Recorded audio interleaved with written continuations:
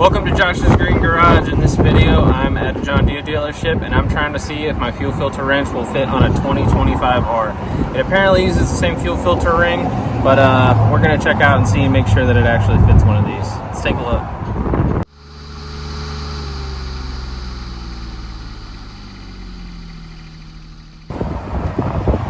Pretty easy to get to on these bad boys. It's right on the side out in the open. Don't even got to open the hood. And there you go. There again, you have more room on these than the X700 that I designed this for.